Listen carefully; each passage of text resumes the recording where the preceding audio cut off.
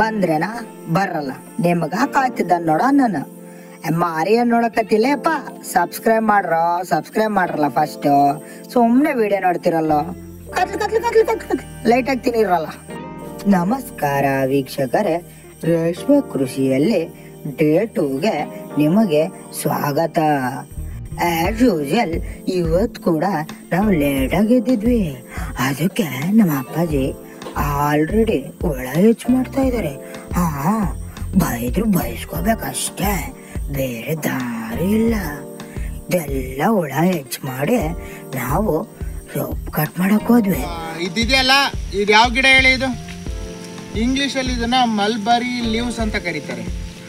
Mulberry leaves local. ಇವರೆಲ್ಲ ಏನು ಗೊತ್ತಾ, ಎಲ್ಲ ರೇಷ್ಮೆ ಹುಳ ತಿನ್ನೋದ್ರಿಂದ ಎಲ್ಲ ರೇಷ್ಮೆ ಸೊಪ್ಪು ಒಂದು ಎಲ್ಲರಿಗೂ ಇದ್ರದ್ದು ಒರಿಜಿನಲ್ ಹೆಸರೇ ಮರ್ತೋಗೈತೆ. ಇದ್ರ ಒರಿಜಿನಲ್ ಹೆಸರು ಏನಪ್ಪ ಅಂತಂದ್ರೆ ಹಿಪ್ಪು ನೇರಳೆ ಅಂತ ಕನ್ನಡದಲ್ಲಿ ಕರೀತಾರೆ.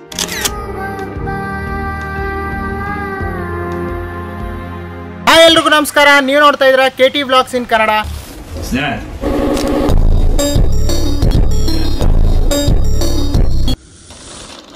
ಮಲ್ಬರಿ ಲೀವ್ಸ್ ಅಂತ ಕರೀತಾರೆ.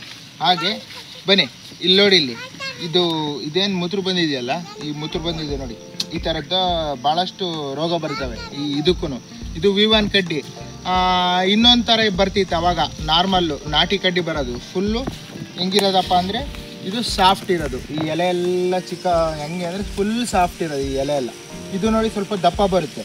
ಇದು ದಪ್ಪ ಬಂದು ಅಗಲ ಬರುತ್ತೆ. ಇದ್ರ ವಿಶೇಷತೆ ಏನಪ್ಪ ಅಂದರೆ ಅವಾಗ ತೆಳ್ಳಗಿರೋಂಥ ಇದನ್ನ ಬಳಸ್ಬೇಕಾದ್ರೆ, ತೆಳ್ಳಗಿರೋಂಥ ಸೊಪ್ಪು ಬಳಸ್ಬೇಕಾದ್ರೆ ಹುಳ ಏನು ಮಾಡವು, ಒಂದು ಹುಳ 5 ಸೊಪ್ಪು ತಿಂತಿತ್ತು. ಈಗ ಈ ಎಲೆ ದಪ್ಪ ಇರೋದ್ರಿಂದ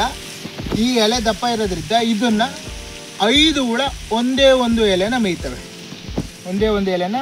ಆವಾಗ 5 ಎಲೆನ ಒಂದು ಹುಳ ಮೇಯ್ತಿತ್ತು. ಈಗ 5 ಹುಳ ಒಂದು ಎಲೆನ ಮೇಯ್ತವೆ. ಅದೇ ಇದ್ರ ವಿಶೇಷತೆ. ಇದನ್ನ ಆದಷ್ಟು V1 ಕಡ್ಡಿನೇ ಹಾಕಿ. ನಿಮಗೆ ನಾಟಿ ಕಡ್ಡಿ ನಮ್ಮದ್ರಲ್ಲಿಲ್ಲ, ತೋರಿಸ್ತೀನಿ. ಎಲ್ಲಾದರೂ ಸಿಕ್ಕಿದ್ರೆ ಅದು ನನಗೆ ಅಲ್ಲೇ ಒಂದು ಕ್ಲಿಪ್ ಹಾಕ್ತೀನಿ.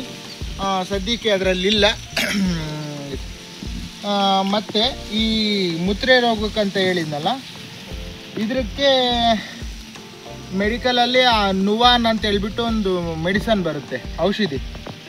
ಇದು ಹೆಂಗಪ್ಪ ಅಂದರೆ ಅದ್ರ ಪವರು ಒಂದು 24 to 3 days ಪವರ್ ಇರುತ್ತೆ. ಅದು ನೀವು ಹಂಗಂತ ಹೇಳ್ಬಿಟ್ಟು ಹುಳ ನಾಳೆ ಬರ್ತಾವೆ ಅಂದಾಗ ಸಿಂಪಡಣೆ ಮಾಡಿಬಿಟ್ರೆ ಡೇಂಜರ್. ಅದು ಆ ಥರ ಮಾಡೋಕ್ಕೆ ಹೋಗ್ಬೇಡ್ರಿ, ಆ ಥರ ತಪ್ಪ್ಯಾರು ಮಾಡಬೇಡ್ರಿ.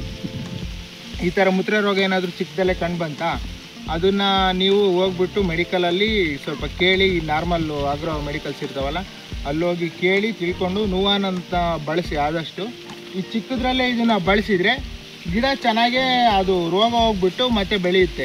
ಇಲ್ಲ ಅಂತಂದ್ರೆ ಏನಾಗುತ್ತಪ್ಪ ಅಂದರೆ, ಈಗ ದೊಡ್ಡದಾಗಿದೆಯಲ್ಲ, ಈ ದೊಡ್ಡದಾದಾಗ ಇದಾದಮೇಲೆ ಏನಾದರೂ ಈ ರೋಗ ಬಂದರೆ ಅದು ಮತ್ತೆ ಚಿಗುರು ಮುಂದಕ್ಕೆ ಮೇಲ್ಗಡೆ ಬರಲ್ಲ, ಅಲ್ಲಿಗೆ ಸ್ಟಾಪ್ ಆಗೋಗ್ಬಿಡುತ್ತೆ. ಹಾಗಾಗಿ ಆದಷ್ಟು ನೋಡ್ಕೊಂಡು ಚಿಕ್ಕದ್ರಲ್ಲಿದ್ದಾಗ ಅದಕ್ಕೆ ಏನೇನಿದೆ ಅಂತ ತಿಳ್ಕೊಂಡು ಮಾಡಿ. ಈ ಥರ ನಿಮಗೇನಾದರೂ ಇನ್ನೂ ನರ್ಸರಿ ಕಡ್ಡಿ ಬೇಕು ಅಂದರೆ ನಾನು ನಂಬರ್ ಕೊಟ್ಟಿರ್ತೀನಿ, ಕಾಂಟ್ಯಾಕ್ಟ್ ಮಾಡಿ. ಯಾರು ನೋಡ್ತಿದ್ರು ಅವರು ನರ್ಸರಿ ಕಡ್ಡಿನೂ ಸಿಗುತ್ತೆ ನಮ್ಮ ಸೈಡು, ಅದನ್ನು ಕೊಡಿಸ್ತೀನಿ. ಬನ್ನಿ ಮುಂದಕ್ಕೆ ಹೋಗೋಣ. ಸೊಪ್ಪು ಕಟ್ ಮಾಡಬೇಕು.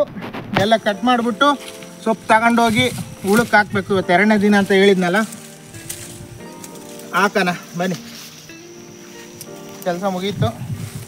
ಇದನ್ನು ಕಟ್ ಮಾಡಿ ಹಾಕ್ಬಿಟ್ರೆ ಇವತ್ತು, ಯಾಕಪ್ಪ ಅಂದರೆ ಒಂದು ದಿನಕ್ಕಿಂತ ಅದೇನು ಭಾಳ ಹೆವಿ ಕೆಲಸ ಏನಲ್ಲ. ಬೆಳಗ್ಗೆ ಸೊಪ್ಪು ಕಟ್ ಮಾಡೋದು, ತಗೊಂಡು ಹೋಗೋದು, ಹಾಕೋದು, ಮತ್ತು ಸಂಜೆ ಬರೋದು, ಸೊಪ್ಪು ಕಟ್ ಮಾಡೋದು, ತಗೊಂಡೋಗಿ ಹಾಕೋದು. ಇವತ್ತೇನಪ್ಪ ಅಂದರೆ ಸ್ವಲ್ಪ ಬೇಗ ಬರಬೇಕಾಯ್ತು.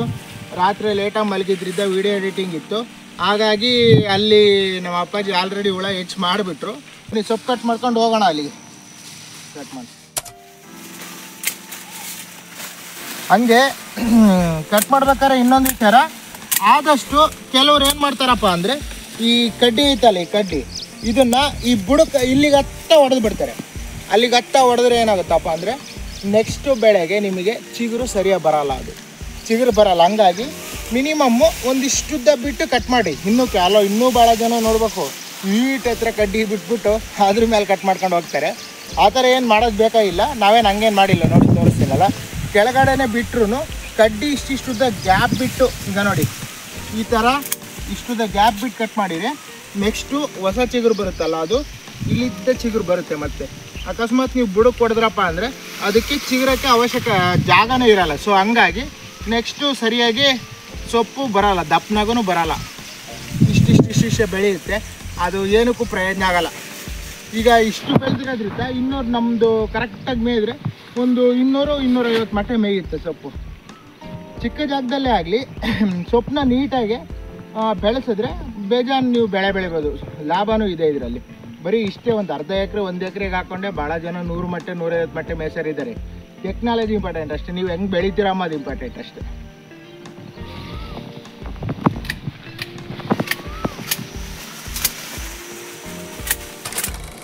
ಡೇ 2 ಹೆಂಗೆಪ್ಪ ಅಂತಂದರೆ, ನೆಕ್ಸ್ಟ್ ಬನ್ನಿ ಈ ಸೊಪ್ಪು ತಗೊಂಡೋಗ್ಬಿಟ್ಟು ಅಲ್ಲಿ ಹಾಕಿ ಹುಳ ಯಾವ್ಯಾವ ಥರ ಇದೆ ಅಂತ ಹೇಳ್ಬಿಟ್ಟು ನಿಮಗೆಲ್ಲ ತೋರಿಸ್ತೀನಿ. ದಿನ ದೊಡ್ಡವಾಗ್ತಾ ಇರ್ತವೆ ಹುಳ.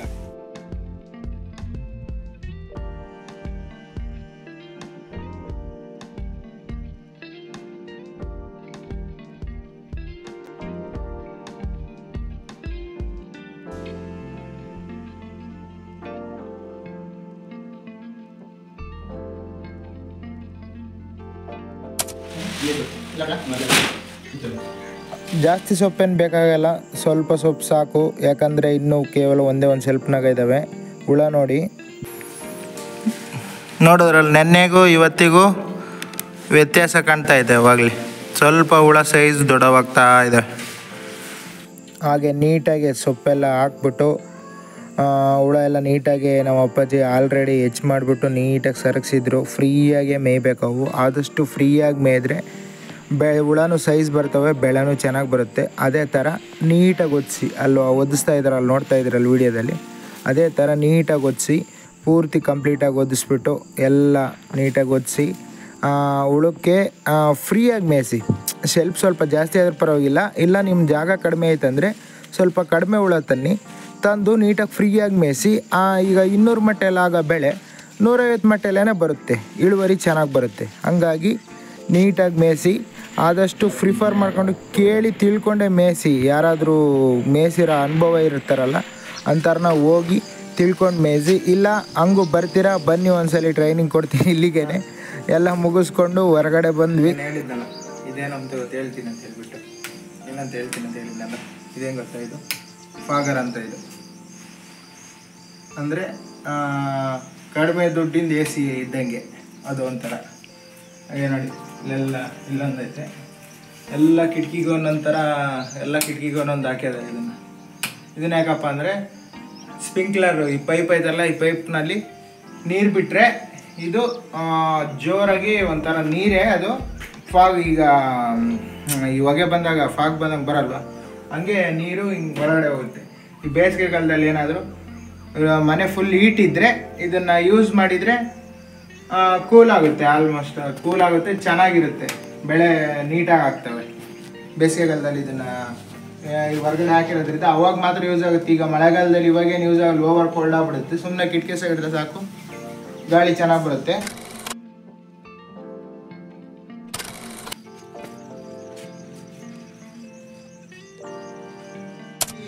ಪರದೇನಪ್ಪ ಅಂದರೆ ಇದು ಹಿಂಗೆ ಎಳೆದು ಕಟ್ಟಕ್ಕೆ ಬರುತ್ತಿರ್ತಾರೆ. ಅಂದರೆ ಹೆವಿ ಏನಾದರೂ ಜಾಸ್ತಿ ಸೊಪ್ಪು ತಗೊಂಡೋಗ್ಬೇಕಾದ್ರೆ ಒಳಗಡೆ ಹೋದಾಗಲ್ಲ, ಒಳಗಡೆ ಇನ್ನೊಂದು ಪರದೆ ಐತಲ್ಲ, ಅದರಿಂದಾಗಿ ದಪ್ಪ ಆಗ್ತಾಯಿದೆ. ಇವಾಗ ಹಿಂಗೆ ದಪ್ಪ ಹಾಕಿದರೆ ಇನ್ನೂ ಈಸಿಯಾಗಿ ಊದಿ ಕಂಟ್ರೋಲ್ ಆಗುತ್ತೆ ಅಂತ ಹಂಗೆ ಬಿಟ್ಟಿದ್ದೀವಿ, ಮೇಲ್ಗಡೆ ಕಟ್ಟಿಲ್ಲ. ಈಗಿನ್ನು ಸದ್ಯಕ್ಕೆ ಹುಳ ಬೇರೆ ಇನ್ನೂ ಮೊನ್ನೆ ಬಂದಿರೋದ್ರಲ್ಲ, ಇನ್ನೂ ಬರೀ 3 ಹಾಕಿರೋದು, ಹಂಗಾಗಿ ಹಂಗೆ ಬಿಟ್ಟಿದ್ದೀವಿ. ಅಪ್ಪ ಒಳಗಡೆ ಮೊಬೈಲ್ ಬಿಟ್ಟಿದ್ಯಾ?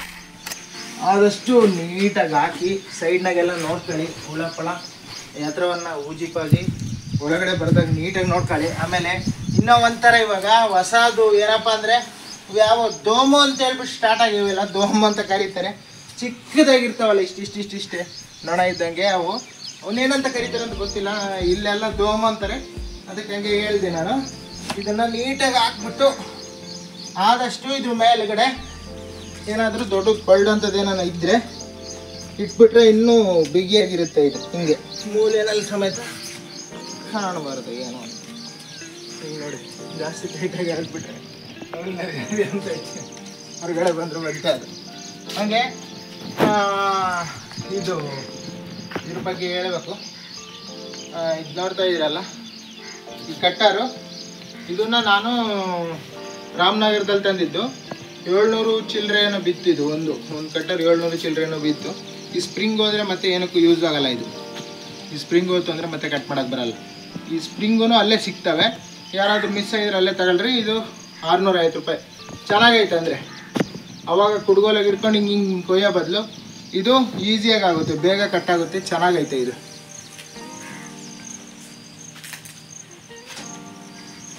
ಹಾಗೆ ನಾವು ನಿಮ್ಗೆ ಹೇಳಿದ್ನಲ್ಲ ಫಾಗರ್ ಅಂತ ಹೇಳ್ಬಿಟ್ಟು, ಇದೆ ನೋಡಿ ಈ ಫಾಗರ್ ಎಲ್ಲಿ ತಂದಿದ್ದಪ್ಪ ಅಂದರೆ, ಇದು ಇಲ್ಲಿ ಸಿಗಲಿಲ್ಲ, ಈ ಹಿರಿರಲ್ಲಿ ಎಲ್ಲೂ ಸಿಗಲಿಲ್ಲ.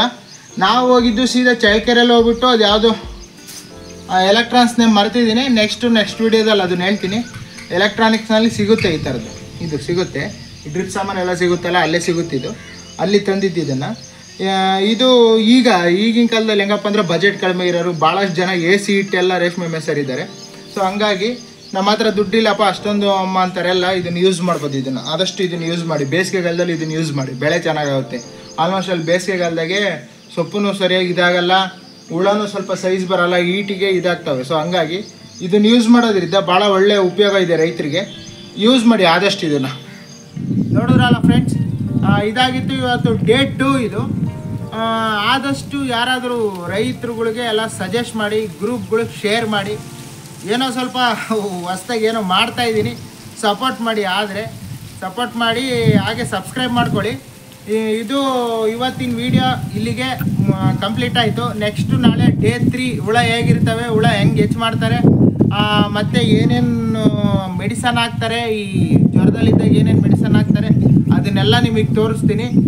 ಅಲ್ಲಿವರೆಗೂ ನೋಡ್ತಾ ಇರಿ KT Vlogs ಇನ್ ಕನ್ನಡ. ಮತ್ತೆ ಸಿಗೋಣ.